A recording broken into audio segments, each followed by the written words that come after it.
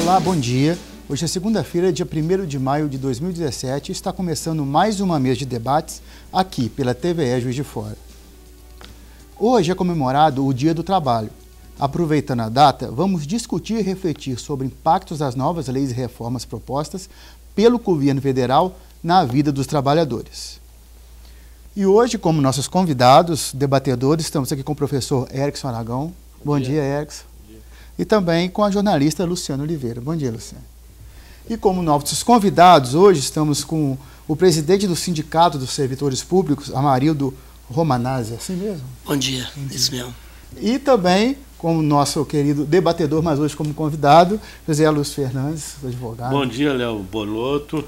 Bom dia, professor Erickson. Bom dia, Luciana. Bom dia, ilustre convidado.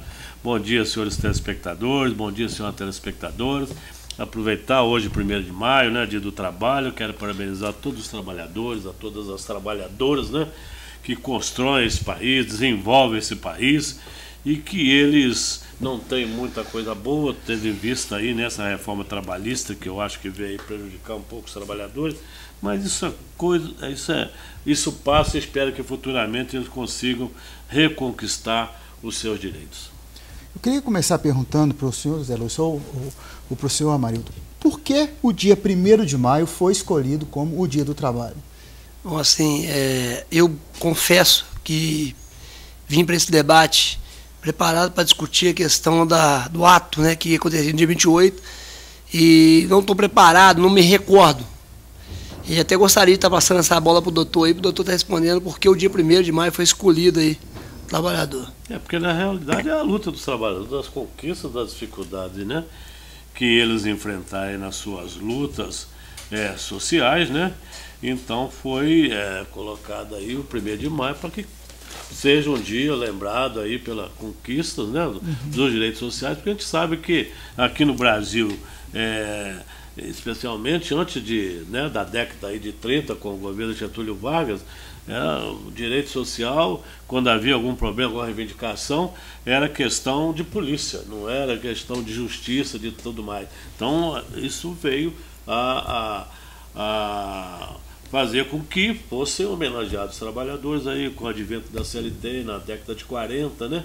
Então, começou algumas conquistas em 1930, depois da década de 40, que foi decretado aí pelo governo 1º de maio como Dia do Trabalho, para que seja realçado, sempre lembrado aí os trabalhadores e as suas conquistas sociais. Amarildo, o Zé Lúcio colocou aqui na fala dele que apesar de ser um feriado e Dia do Trabalho, né, e consequentemente o trabalhador que deve ser homenageado, as comemorações e assim, o motivo de se comemorar ele é muito limitado em função das reformas. Lembrando aí que a gente está vivendo um momento de mudanças econômicas, as empresas têm reivindicado aí uma certa forma de poder atuar, uma folha hoje que praticamente do que você paga um complemento de quase 80% de encargos. Como é que você vê essa situação que o Zé Lúcio comentou aqui, sobre o que não há o que se comemorar? Eu concordo plenamente com o doutor, realmente é um momento muito difícil para o trabalhador. É uma conquista, né, que ela foi assim, veio ao longo dos anos, com muita luta, com muito mártir, né, muitas pessoas tendo que perder às vezes a vida para poder conquistar esses direitos. E, conforme foi dito pelo doutor lá nos anos 1930, 1940, e aí vem a instituição da CLT através do presidente Getúlio Vargas, e hoje a gente percebe aí nesse Congresso conservador aí, juntamente com essa Câmara de Deputados, com esse governo, no geral, eles estão aí rasgando, né, a CLT. Aquilo que amparava o trabalhador, conforme disse o doutor, antes dessas leis, tudo era caso de polícia. E essas leis que vêm a proteger o trabalhador hoje ser rasgadas, assim, sem um porquê. Então o trabalhador não tem muito o que comemorar nesse momento. E a gente sabe que essas reformas, a reforma da Previdência, essa reforma trabalhista, são reformas que vão ser muito agressivas, tá, para todo o trabalhador. E isso é assim muito triste de perceber, depois de tanta luta, depois de tanta dificuldade, depois de tanto sofrimento do povo, isso ser retirado assim, simplesmente, sem discutir com a classe trabalhadora. É um desrespeito muito grande. Ô Léo Bonato, professor Érico, Luciano. Ontem eu fui dormir 3 horas da manhã. Acompanhei a votação, tá, da reforma trabalhista até 3 horas. Prestei muita atenção em cada deputado, em cada palavra, as defesas. E eu, sinceramente, fiquei muito triste. Para mim foi uma noite negra para os trabalhadores. A gente via lá os deputados sem argumentos, às vezes não sabia o que estava sendo votado. E uma coisa triste, eu vi um deputado que é sindicalista, presidente de um partido, presidente de diretório de partido, presidente de sindicato, tá, defendendo a proposta do governo de reforma. Eu assustei com aquilo. Eu falei, gente, se um defensor dos trabalhos, presidente do sindicato dos trabalhadores, está falando uma coisa dessa aqui, é porque a coisa do trabalhador está sem defesa. Sem defesa. Eu senti isso, porque, professor Érico, queira ou não queira, é um verdadeiro retrocesso. Eu fiz um estudo comparado, tá certo? E o que foi votado. Isso vai trazer problemas sérios, sociais e econômicos, e a sociedade inteira vai pagar. Vai pagar. Primeira proposta original, né, foi apresentado pelo PSDB, o presidente, o relator era do PSDB. A proposta original era para atingir ali 8 ou 10 artigos da CLT. Mas à medida que foi apresentando ali emendas, foi apresentando destaques, atingiu 100 artigos da CLT. Ou seja, quase aí um grande número de artigos.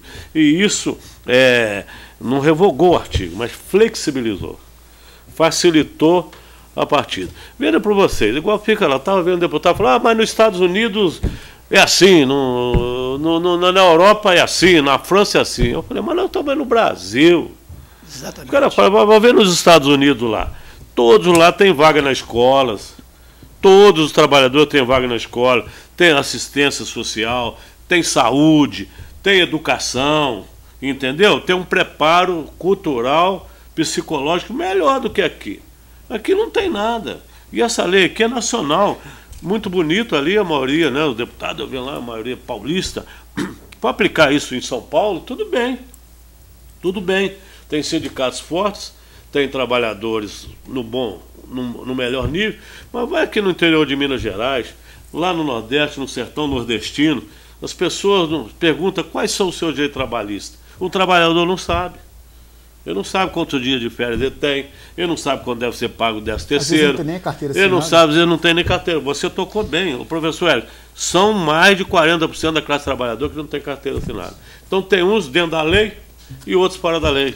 Uns com contrato formalizados e outros com contrato não formalizado. E eu acho, para mim, isso uma tristeza, fazer essa covardia com os trabalhadores às vésperas do dia do trabalho. Às vésperas do dia do trabalho. Normalmente, no dia do trabalho, você viu os presidentes quando era aqui, Getúlio Vargas trabalhava, meus povo, trabalhadores do Brasil, né? Hoje você não vê o presidente não dá nenhuma mensagem mais para trabalhador. Então a coisa é o seguinte, perdeu-se muito, porque não era o momento apropriado. Eu acho que tinha outras prioridades para reformas. A reforma, né, política, a reforma tributária. Aqui parece que tudo é culpa da CLT. Tudo é culpa da CLT. Mas não fala que é culpa do Código Tributário. Entendeu? Ninguém fala, é culpa do Código Tributário. O cara paga 150 aí de multa porque não pagou imposto a tempo e não reclama. Então quer reclamar exatamente do trabalhador, das conquistas sociais. E eu nunca vi o melhor e o maior instrumento de paz social, de pacificador, é a CLT. E eu estou falando porque há 40 anos que eu labuto na Justiça do Trabalho. Eu já atuei em mais de 30 mil processos. E a gente sabe, na Justiça do Trabalho faz bom acordo. Hoje tem convenções coletivas, aí faz acordo, a classe trabalhadora, a classe patronal, faz acordo. Entendeu? Então o que é fazer? Em vez de aperfeiçoar a lei, melhorar, houve um grande retrocesso. E quem vai pagar isso tudo vai ser a sociedade de modo geral. Por que primeiro, antes de fazer essa reforma trabalhista, inclusive a AB, a Anamatra, outros órgãos, eu acompanhei isso aqui, que eu estou no Conselho Estadual do AB, fizeram uma nota perguntando por que isso foi feito com urgência, em regime de urgência. Isso tinha que ser debatido. Tem projetos lá no Congresso de interesse nosso que está para votar há muito tempo. Nossa Constituição mesmo fala vários artigos para regulamentar, e no regulamento, aí vem apresenta um projeto agora com 2, 3 meses, trabalhista, que não tem assim essa urgência, entendeu? Deveria ser debatido melhor com a sociedade, em cada estado, em cada região, para ver a realidade regional como é que é. Não, foi o regime de urgência, você viu, votou ontem até de madrugada, e é claro que ainda tem uma certa esperança, porque vai para o Senado Federal, Senado, né? Exatamente. Isso aí não vai entrar em vigor, não está aprovado ainda. Passou pela Câmara dos Deputados e vai para o Senado Federal, ainda para nova votação. Sim, a Câmara aprovou por 296 votos a favor e 177 contrários, né? Agora vai para o Senado. Na sua opinião, quais são os principais pontos dessa reforma, e as modificações que foram feitas são válidas ou não? Boa pergunta, mas antes de responder, eu gostaria de colocar o seguinte: eu fico triste por causa disso. A gente é eleitor, o trabalhador é eleitor, né? E o trabalhador sabe como é que é, né? Ele já tem a jornada lá de 8, 10, 12 horas, mas tem que andar de carro, tem que andar a pé, de bicicleta, quase 2, 3 horas para chegar no emprego. Entendeu? Ele tem que levar a marmita de casa para almoçar, porque não dá para ele almoçar em casa. Então, uma situação de sacrifício. Aí depois vem, quando você vota, todo político fala que vai melhorar a sua vida. Você vota por quê? Eu vou votar porque o cara falou que vai melhorar a saúde, vai melhorar a segurança, as condições de trabalho, entendeu? Então eu vou votar nele. A hora que vota, o deputado vai lá, vota contra o trabalhador, contra o eleitor. Quero ver como é que esse deputado, no ano que vem, vai pedir voto ao trabalhador. Porque ele depende de ser um voto trabalhador, ele não é eleito. Nós vamos só chamar um intervalo agora. Daqui a pouquinho nós continuamos com a mesa de debate aqui pela TVE Juiz de Fora. Estamos de volta com a mesa de debate aqui pela TVE Juiz de Fora. Luciane, você tinha feito uma pergunta para o doutor, queria que você repetisse, por favor. Doutor, eu perguntei quais são os principais pontos dessa reforma trabalhista e sobre as modificações que foram feitas também. Isso, boa a sua pergunta, Luciano, porque realmente tem alguma coisa que o trabalhador tem que entender, que eu falei, ainda está em tempo, que vai votar no Senado, então acho que o eleitor tem que participar, mandar mensagem por e-mail. Hoje está fácil, se você entrar na Câmara, lá no Senado, tem o e-mail de quem você votou, passa a mensagem e fala, por favor. Inclusive, eu vou te pedir isso agora, porque depois você vai me pedir o voto. Na internet você vê a lista. Vai me pedir o voto. Votou em quê? Você falou que ia melhorar a minha vida e está piorando a minha vida, né? Num país que está com 13 milhões de desempregados, gente. Pessoas que não tá pagando contribuição, né? Agora com essa reforma aí, se passar conforme está, vai ter que contribuir 25 anos, né? E está aí, está desempregada, não está pagando, né? Fora esses 40% aí que não está. Agora, a sua pergunta, uma delas aqui, ô Luciano, o professor Érico Bonato, Amarildo, o que eu achei um absurdo. A mulher grávida, normalmente, não pode trabalhar em ambiente insalubre, é perigoso.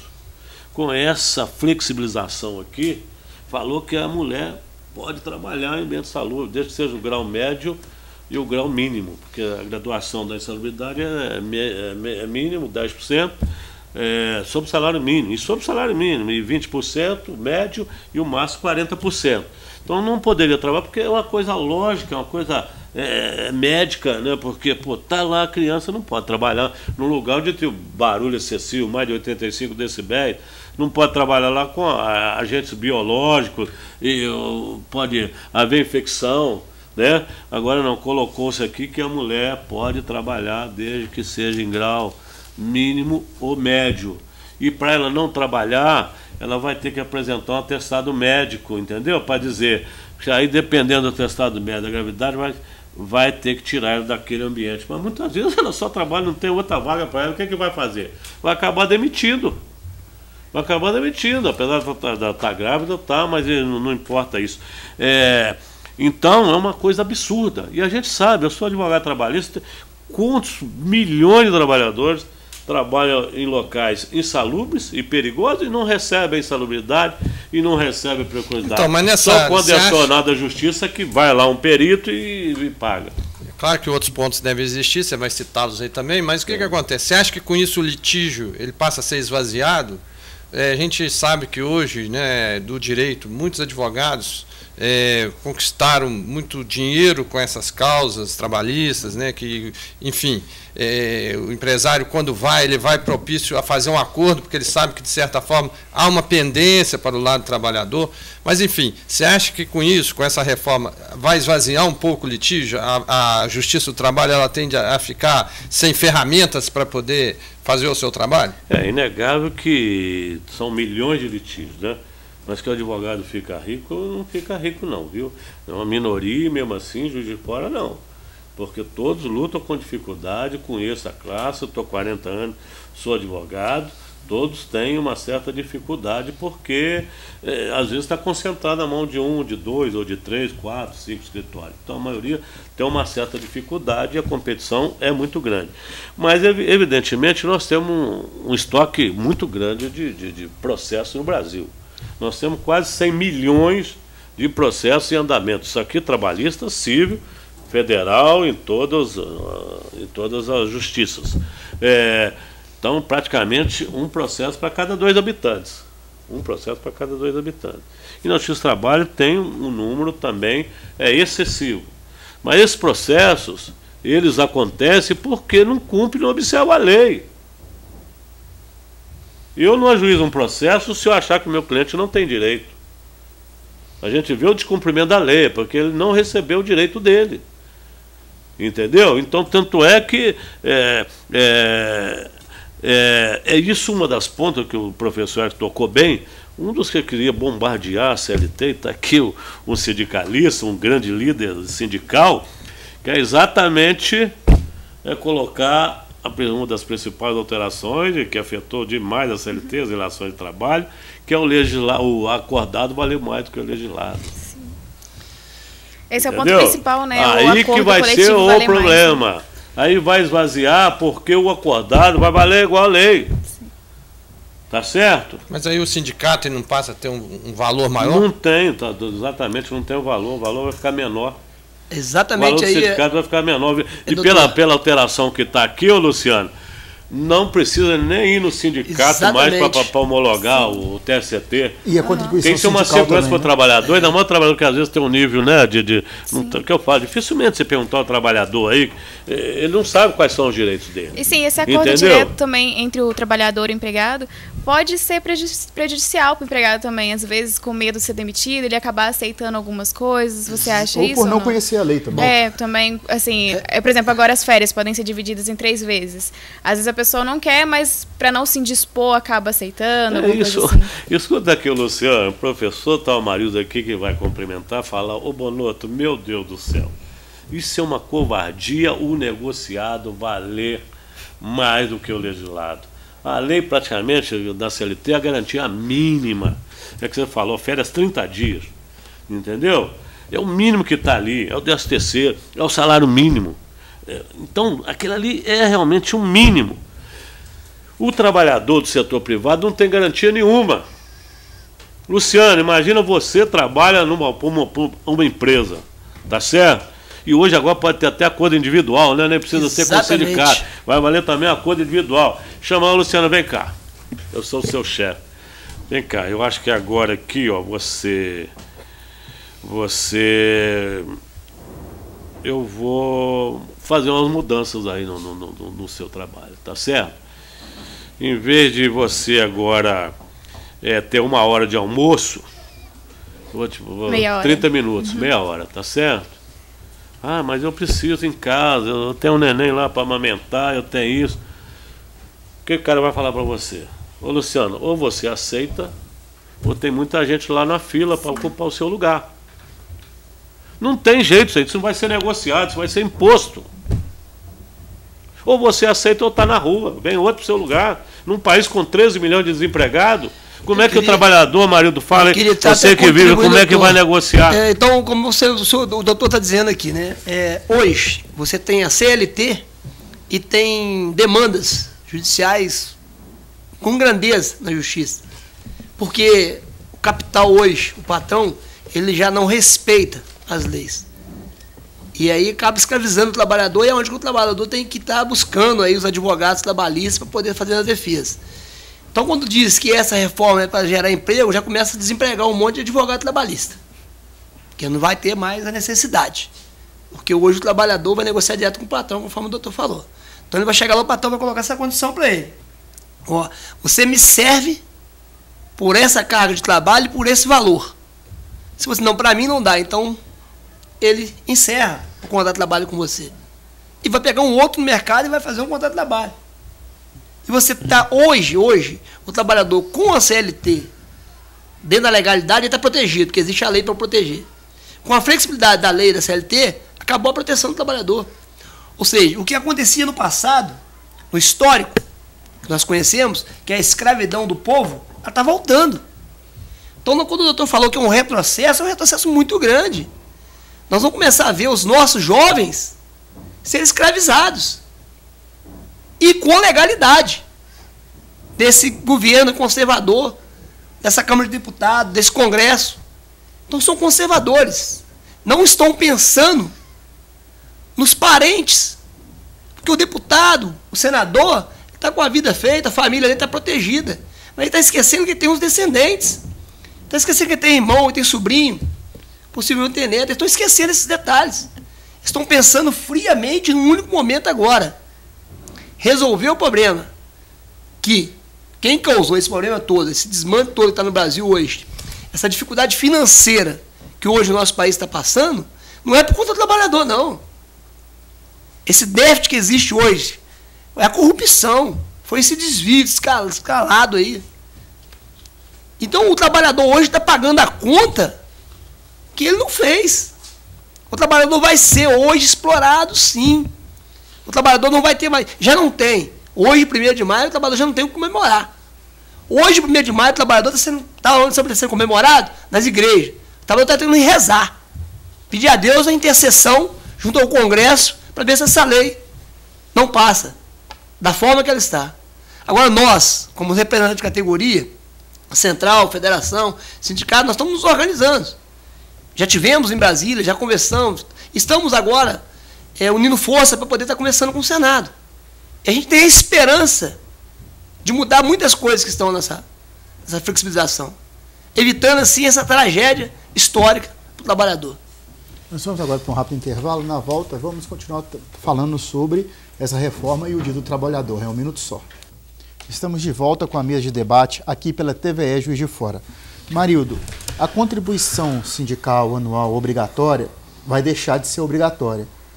Como isso vai afetar os sindicatos? Se corre o risco de fechar sindicato, não conseguir mais trabalhar? Léo, só queria também ajudar aqui, é o seguinte, o Brasil tem 17 mil sindicatos, a Alemanha tem 7. Né?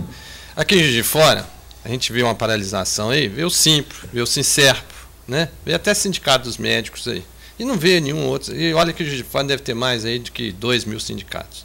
Eu não estou querendo dizer que todo sindicalista, né, é aquele cidadão que fica atrás de uma porta escondido esperando a contribuição chegar, mas que de fato existe alguns sindicatos que ficam nesse posicionamento e às vezes não representam o trabalhador, certo? É uma observação que eu queria fazer, certo? Enaltecendo, com destaque aqui o Sincerpo, que a gente vê sempre nas movimentações uma atuação de fato, né? Você vê o Simpro, né? Citei aqui os sindicatos médicos, posso até por omissão estar deixando de citar outros, mas com a grande maioria desses 17 mil, vamos dizer, certo? Deixam de cumprir. Né? Outro dia eu fiquei sabendo que existe o sindicato dos empregados em sindicatos.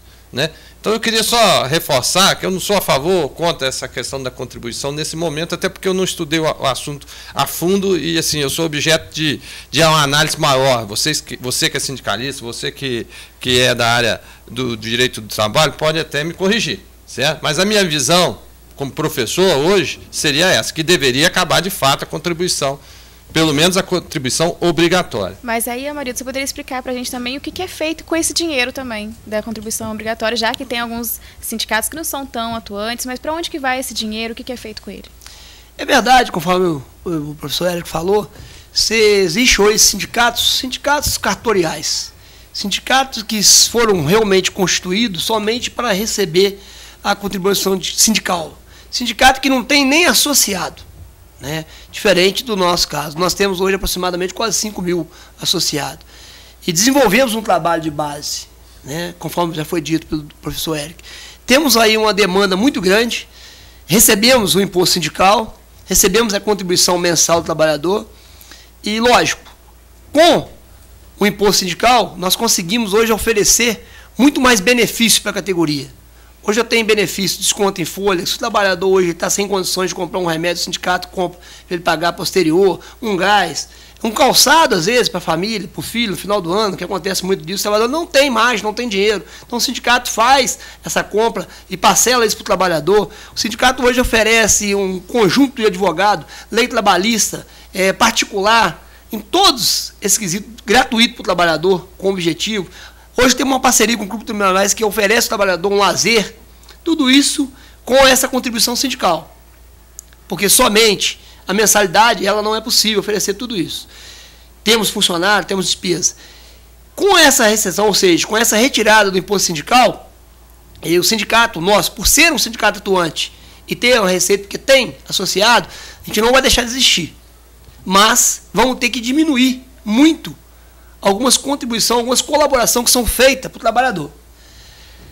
Eu acho que deveria existir uma fiscalização mais severa por parte dos órgãos competentes do governo. Cortar o imposto sindical, a obrigatoriedade do imposto sindical, não resolve o problema. O que comete o erro é que o Ministério, às vezes, negocia a carta sindical. Então, dão carta sindical para determinado sindicato que não tem associado, não tem trabalho de base e não tem representatividade nenhuma. Ou seja, corrupção novamente. Exatamente, né? Mais uma vez a corrupção. Cartas sindicais sendo compradas. Então, isso que deveria ser fiscalizado pelo governo, não a retirada brusca disso. E dar um espaço para essas organizações, a nível do Sincerp, se preparar como? Nós estávamos preparando agora, para você ter intenção, nós ganhamos na última negociação do ano passado, um terreno da prefeitura, que era uma promessa e tal, e nós estávamos pensando em construir uma sede própria, lazer para o trabalhador. Com essa retirada do imposto sindical, se tornou inviável a possibilidade da construção dessa sede. Marido, é isso que eu queria colocar exatamente. Veja só, aqui joga-se a culpa na CLT e não se joga a culpa no Código Tributário, certo? Nós vivemos aqui hoje, o nosso país é o país mais corrupto do mundo praticamente. A corrupção é um dos piores males que tem, e não está aí graças ao juiz Sérgio Moro. Agora é que ele falou aqui, você falou são mais ou menos 16 mil sindicatos. São 11 mil sindicatos, ele não fala, só fala do trabalhador. Mas tem 6 mil sindicatos patronais, que também recebem a contribuição sindical. Os sindicatos, além disso, têm que fortalecer, combater o peleguismo, combater aquele que só quer o dinheiro lá da contribuição sindical. Mas ser um sindicato, eles querem enfraquecer o sindicato, porque não tem mobilização social, não vai ter a melhoria salarial, não vai ter muitas vantagens, porque é óbvio, como aqui no Brasil, o sindicato aí dos bancários, dos financeiros, né, e o metalúrgico, os públicos, e dos servidores públicos. E são exatamente os trabalhadores que têm uma vida melhor, porque tem mais vantagens, mais benefícios. E está fazendo isso aqui, vamos fazer um negócio geral, que eu falo a reforma. Está falando isso aí do sindical, vai acabar a contribuição sindical, vai ser só voluntária, tá certo? Então não vai acabar, mas vai reduzir bastante o ganho. Mas o sindicato dá assistência médica, dá dentista, exatamente, às vezes dá cesta básica, tem área de lazer, tem que manter. Então, peraí, vamos fazer aqui agora, vamos fazer uma coisa pior que eles estão batendo no sindicato. Os partidos políticos, são mais de 30 partidos políticos no Brasil e querem 3 bilhões para financiar a campanha pública. 3. E o Coisa falou isso lá mesmo, lá teve um cara, um deputado do PT que falou pro Força Sindical lá, falou, pô, você que é feliz, porque você é presidente de um partido, você é presidente do sindicato, então você vai ganhar muito dinheiro, então todo mundo quer ganhar dinheiro, ninguém quer servir. Vamos acabar com isso, no Brasil não precisa mais do que 5 partidos, não. Financiar, tirar dinheirinho meu, dinheirinho seu, para financiar a campanha de político, rapaz. 3 bilhões, olha quantos hospitais você constrói, quantas escolas você constrói. Agora quer bater. Aqui não se combate a fraude no Brasil, não se combate os pelegos, mas quer combater e acaba prejudicando quem está fazendo um bom trabalho para a sociedade. Sociedade organizada, aí tem que estar bem organizado, bem fortalecido. Não tem as ONGs, não tem as associações. não tem tudo, porque se você está desorganizado, não está. Nós vamos ver isso na prática. Se passar isso na prática, esse negociado valer mais do que o legislado, você vai ver a covardia que vai ser com o trabalhador. E não tem condição de negociar. Quem tem negociação de condição é o sindicato, forte, combativo. Então vamos reduzir. Se é 11 mil, vamos tentar trazer isso no máximo para 100, 200, entendeu? Ou menos. É igual partidos políticos, vamos tirar os partidos políticos, tirar mais de 30 partidos, vamos reduzir isso para 5. Vai ter uma economia muito grande para nós, nós vamos ter que contribuir muito menos, entendeu? Não pode isso, é só ver um lado, é só um lado mais fraco. E toda vez que se discute, quando se fala em reforma, toda reforma que se discute, que se almeja, é para melhorar. Não se faz reforma para atropelar, para tirar direito. Você não faz uma reforma na sua casa para derrubar uma parede e deixar aquilo aberto. Você não faz uma reforma na sua casa para arrancar uma janela e deixar um buraco. Você faz uma reforma para melhorar as condições. Então toda reforma discutida com o conjunto trabalhador, com a sociedade, elas podem gerar algum desconforto, mas vai chegar num consenso que, de fato, isso ou aquilo tem que ser mudado. Então se chama para discutir porque acha que o imposto sindical beneficia alguém que não faz a prática sindical, então vamos sentar com as centrais, vamos discutir isso. E vamos dizer, ó, sindicato ele tem que provar. Então, para você entender como é que é o imposto sindical, o doutor sabe como é que funciona. Estamos abertos a qualquer fiscalização, nós temos uma conta específica. Nós não misturamos o dinheiro do imposto sindical com a contribuição mensal. Nosso imposto sindical é separado de uma conta e tudo que eu posso, que a lei me permite, eu pago com aquela conta. Advogado, tudo. Dá um exemplo. No ano passado nós tivemos um imbróglio aí com a negociação salarial com a prefeitura. Nós tivemos que buscar um especialista em São Paulo, para poder provar, em Juiz de Fora, para a atual administração que aí se encontra, que nós tínhamos direito, sim, na lei eleitoral, de receber a reposição da infração. Isso nos custou um dinheiro alto. Se nós não tivéssemos o controle, a responsabilidade, não tivesse a contribuição do imposto sindical, talvez não faríamos. Talvez não traríamos esse especialista em Juiz de Fora e talvez o trabalhador não teria a reposição da infração naquele período. Então, nós temos. O que tem que ser fiscalizado é como esse dinheiro está sendo usado. Mas é o que o doutor falou muito bem. Qual que é o objetivo? O objetivo é um congresso conservador, cheio de empresários, porque você vai no congresso hoje, é empresário, é deputado, tudo tem empresas. Então, esses caras começaram a perceber que eles podem explorar ainda mais o trabalhador. E pode ainda, cada dia mais, melhorar as condições de arrecadação das suas empresas. Então é aquilo, não muda.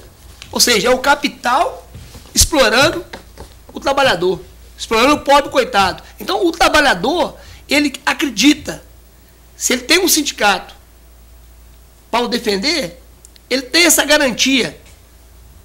E muitas das vezes, hoje nós temos sindicatos, em algumas cidades pequenas, nós somos da Federação de Servidores Públicos, a gente tem visitado algum, que os prefeitos hoje não repassam a mensalidade, e o pior, desconta a mensalidade no contra-cheque do cidadão, desconta o imposto sindical, apropria-se indebitamente daquele dinheiro e não repassa ao sindicato representativo da categoria. Então a gente tem que entrar com ações contra esse sindicato, contra esses prefeitos, para que esse dinheiro que foi tirado do trabalhador seja passado para o sindicato atender o trabalhador. Então você imagina, e com tudo isso hoje, com a determinação da CLT, como que é a regra.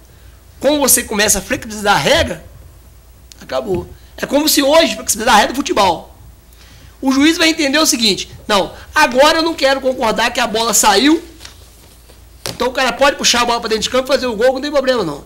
Ah, mas aqui eu acho que a bola saiu. Então é o que está acontecendo. Então as regras estão sendo totalmente alteradas, sem nenhuma noção. Vai trazer um caos social muito maior. Dizem que a regra, né, doutor, é para gerar emprego. Mentira. A regra vai gerar o desemprego. A regra vai aumentar hoje, que nós já temos hoje, a marginalização. Porque hoje, um pai de família, ele luta com todas as armas, com toda a sua dificuldade, mesmo ganhando pouco, para sobreviver e criar a sua família. Hoje, um pai de família, que começar a ficar desempregado, por causa da exploração que vai ser, ele não tem aonde buscar. Então, hoje, estão enfiando o cidadão de bem, O cidadão hoje trabalha, tem a proteção da lei, a ser escravizado. E o povo não mais aceita ser escravizado. E vai haver uma revolução muito grande por parte do trabalhador, pode ter certeza. Marildo, eu vou chamar o intervalo agora, depois, no próximo bloco, nós continuamos com o assunto do Dia do Trabalho. Estamos de volta com a mesa de debate. Nesse último bloco, no dia do Trabalhador, eu gostaria de aproveitar a oportunidade e fazer uma pergunta para os senhores sobre a terceirização. Se vai diminuir o número de funcionários públicos, se pode ocorrer demissão, você até como do sindicato pode até falar isso para a gente. Leonardo, o que é que acontece, e me corrija se eu estiver errado, Marildo, você que inclusive atua no serviço público, é que já existe, né, já existe a terceirização. Então algumas pessoas falam que, de certa forma, o que está mudando é a regulação da terceirização, mas assim, não é no cenário do trabalhador algo novo. E o Marildo, melhor do que eu, sabe o que ela representa em termos de relacionamento, né, principalmente no setor público. Eu não sei se a Luciana também teria alguma observação a fazer sobre a questão da terceirização, seria isso também? Então, a questão da terceirização, né, que já foi sancionada, já a lei da terceirização, agora com a reforma trabalhista, teve algumas salvaguardas em relação a isso, como se o funcionário que for demitido não pode ser contratado depois de um tempo. O José Lúcio pode falar para a gente, tem isso para poder ajudar um pouco. Mas a terceirização, ela pode atrapalhar, afetar de alguma forma as causas trabalhistas? Sem dúvida, a pergunta é uma coisa que preocupa, como enfatizou o professor Érico. Não havia lei, já havia terceirização, então não é um fato novo. E já estava, há algum tempo, já estava contratando aí o trabalhador para o serviço terceirizado. E na ocasião, a jurisprudência, o TST, com o enunciado 331, deu ali uma certa regulamentação, vamos dizer assim, dizendo que o serviço terceirizado poderia ser apenas para atividade meio da empresa, e não atividade fim. Então seria segurança, né? Portaria, essas coisas que poderia ser. Agora, com a aprovação da terceirização, né, ainda tem o 4330 lá no Senado, né, pode vir alguma modificação. Teve poucas salvaguardas e abriu tudo, falou que a empresa pode terceirizar atividade meio e atividade fim. Eu acho isso muito perigoso e temeroso. O que eu falo, no final, o professor Érico, quem vai pagar é a sociedade. Porque o serviço terceirizado, normalmente os trabalhadores ganham menos, não estão bem representados por sindicatos, são menos qualificados. Então acontece muitos acidentes de trabalho com terceirizados e quem paga somos nós. Esse 4330 que o senhor citou seria o quê? O 4330. 4330 era outro projeto de lei que estava para ser aprovado lá no Congresso Nacional e não foi votado, que era melhor para o trabalhador, salvaguarda, porque só permitia para atividade meio, não atividade fim. Aí veio apresentar no outro projeto, esse que foi aprovado e sancionado pelo presidente, que falou, não, pode tudo, pode ter um professor terceirizado, pode ter um enfermeiro terceirizado, entendeu? Então, parou um operador de máquina, normalmente não poderia ser atividade meio da empresa que fabrica qualquer coisa, agora pode contratar um terceirizado. Eu tive um terceirizado que o rapaz foi trabalhar numa empresa aí, tá? Terceiro não podia, que era operador de máquina, isso tem 4, 5 anos atrás. No primeiro mês de trabalho, ele não teve treinamento nenhum, nem de segurança do trabalho, nem para operar a máquina. No meio de trabalho eu fazia embalagem para colocar um determinado produto de plástico e normalmente na máquina ficava um pouquinho de resíduo lá do plástico e tal. Então, o cara falou, mete a mão aí, tira aquele resíduo. Só que ele meteu a mão, a máquina estava lá com a gambiarra lá, com o alicate segurando lá na tomada, aquilo foi acionado acidentalmente, perdeu a mão, trabalhou 35 dias na empresa, tá certo? E o que aconteceu? Está aposentado por invalidez, a empresa foi obrigada a indenizá-lo, e indenizou, e está recebendo o INSS. E quem está pagando isso? Somos nós. Somos nós. Ele está recebendo benefício, capaz, não está trabalhando. O menino tinha 35 anos aproximadamente, ainda tinha muito tempo de trabalhar para frente. E quem está pagando? São nós. Por quê? Um serviço terceirizado, precário, sem treinamento, sem tudo mais. Então quem paga é a sociedade. Entendeu? Então o terceirizado paga. Eu tive, por exemplo, aqui um processo terceirizado. Tá? que um banco, grande banco, aí contratou uma empresa para terceirizar para serviço de telefonia, de limpeza, outra coisa mais. Perdeu a licitação, não foi renovada. Aí o que aconteceu? Entramos na justiça para tentar receber, que não pagou nem um título resilitório, aviso prévio, essas coisas, que aviso prévio agora vai poder receber pela metade. Meu Deus do céu, fundo de garantia, o cara vai ser mandado embora, não vai ter emprego, ainda vai pagar metade de aviso prévio, isso não dá. Aí entramos com ação contra o banco, contra a empresa terceirizada, tá? E nós estamos tocando processo. Aqui na primeira instância, todo o juiz mandou a empresa pagar e subsidiariamente o banco. Então tinha segurança que o banco era um grande banco. Mas na segunda instância começou a dar decisões divergentes. Uma parte falou que o banco não tinha nada a ver com o negócio, que ele fiscalizou os pagamentos, tudo mais, que a culpa é do outro. Aí o que aconteceu? Uns vão receber, outros não vão receber. É o que vai acabar com esse negócio aqui, com a isonomia. Um vai receber mais, outro vai receber menos, um vai fazer um acordo melhor, outro vai fazer um acordo menor. Porque, lógico, quem vai fazer um acordo tem melhor qualidade, melhor produtividade, vai ganhar um pouquinho mais. Apesar de estar na Constituição que tem que ser o mesmo salário, na mesma função. Mas vai afetar a produtividade, vai afetar tudo. Aí o que aconteceu? Aí nós fomos pesquisando, tá? Eu consegui, teve um termo de mediação entre a terceirizada e o banco contratante, no Ministério do Trabalho. E estava lá, o auditor do Ministério do Trabalho perguntou para o representante da empresa que contratava o trabalhador, da empresa terceirizada. Falou assim, olha, onde fica o seu endereço para eu intimar vocês e tal? Falou, não tem endereço físico. Não tinha nem endereço físico. Entendeu? Não tinha nem endereço físico. Como que a pessoa vai receber, gente? Não tem. Aqui no Brasil precisa ser uma outra realidade. A ANAMAT, na Associação Nacional do Magistrado do Trabalho, tentou evitar a urgência dessa. Porque quem conhece é quem está atuando na área. Mas aí, doutor, os sindicalistas foram poucos ouvidos. Os juízes trabalhistas foram poucos ouvidos. Os advogados trabalhistas foram poucos ouvidos. A OAB, as entidades, não poderia ter sido aprovado com essa pressa. Urgência. Que urgência, gente? Para fazer essas alterações. Urgência de quê? Urgência é na saúde, é na educação. Isso que é urgência, que precisa. Tá certo? Agora aqui fazer urgência e não ouvir nenhum, isso é para ser debate 2, 3 anos aí, ou até mais, para depois fazer. Opa, eu ouvi todo mundo, agora se eu fizer 10, ou 5 ou 10 audiências públicas, só lá no Senado, previamente escolhido, e falou que ouviu a sociedade. Isso aí não, a gente não pode aceitar. Não ouviu isso. A sociedade, não ouviu a Organização do Trabalhador, não ouviu os centrais, não ouviu as federações, confederação, não existiu isso. Esse diálogo não teve. Foi uma coisa muito rápida, uma coisa muito agressiva contra o trabalhador. E aí, conforme o senhor falou, o que acontece hoje, a nível do serviço público? O serviço público é uma engrenagem, é uma sequência. Então você entra com uma pessoa em determinada situação, ela vai aprendendo aquele serviço, a outra vem, e aquilo é uma sequência, é uma engrenagem. Com essa questão da terceirização, isso vai virar uma rotatividade. Então você vai ter pessoas lá que conhecem o serviço, quando a pessoa começar a entender do serviço, ela está sendo desligada e colocando uma outra, porque tem um período. Ela vai estar podendo ficar na empresa, então ela vai sair. Então isso vai perder. E aí eu digo, se hoje condenam, se hoje falam que o serviço público às vezes não funciona, você imagina com essa rotatividade que vai acontecer.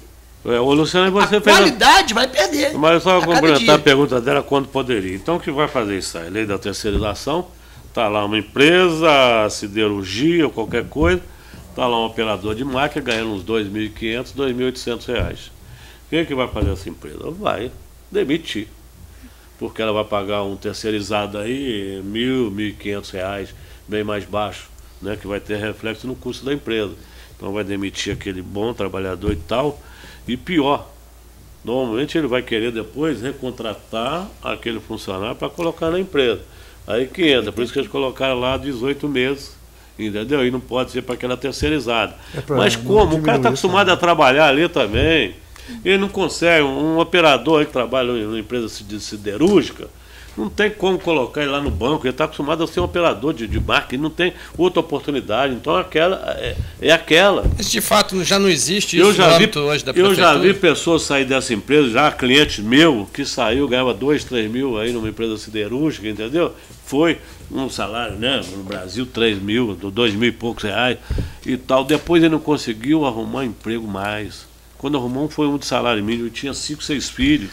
E infelizmente foi uma cena para mim triste. Deparei com ele na rua, ele mendigando.